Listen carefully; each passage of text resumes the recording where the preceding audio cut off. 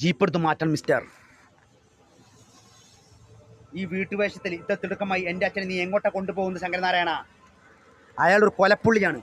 ചെളുക്കെ അയാളോ? Police ഡിപ്പാർട്ട്മെന്റിൽ നാറുന്ന നാണക്കേടായ അന്തസ്സുള്ള മുഴുവൻ പോലീസുകാരുടെയും തേച്ചാലും മാച്ചാലും മായാത്ത വൃത്തികെട്ട കറയായത്തായി ഇനി അദ്ദേഹത്തെ അയാൾ എന്ന് വിളിച്ചാൽ ആ നാവ് ഞാൻ പച്ചിരുമ്പിൽ പണിത് മോതിരമിടും. ഒരു കൊലക്കേസ് പ്രതിക്കുള്ള മാല എന്താണെന്ന് അറിയാടോ? ഞാൻ കുറെ കാലമായി ചെരപ്പ് തുടങ്ങിയിട്ട്. ആടോ ചെരപ്പ, താൻ കുറെ കാലമായി ചെരപ്പ് തുടങ്ങിയിട്ട് എനിക്കറിയാം. കൊല്ലങ്ങളായി മാറി വരുന്ന രാഷ്ട്രീയക്കാരുടെയും മേലധികാരിയുടെയും പ്രിയപ്പെട്ട ശൗര്യക്കാരനായിരുന്നു താൻ എനിക്കറിയാം. മോനെ, ഈ തറവേല കാണിച്ചത് മണപ്പള്ളി സുധീറിന് അവൻ്റെ ജ്യേഷ്ഠനും സുഖം കിട്ടാണെന്നും എനിക്കറിയാം. മോനെ ദിനേശ, നിന്റെ ഈ ശൗര്യപ്പണി ഉണ്ടല്ലോ, കൊലത്തൊഴിൽ, അത് എൻ്റെ ദേഹത്തെടുക്കല്ലേ.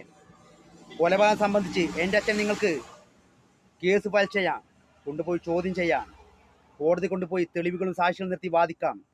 അവിടെ വിധി എഴുതായിരിക്കുന്ന തിരുമനസിന് ബോധ്യമാണ് അദ്ദേഹം കുറ്റം ചെയ്തുമെന്ന്.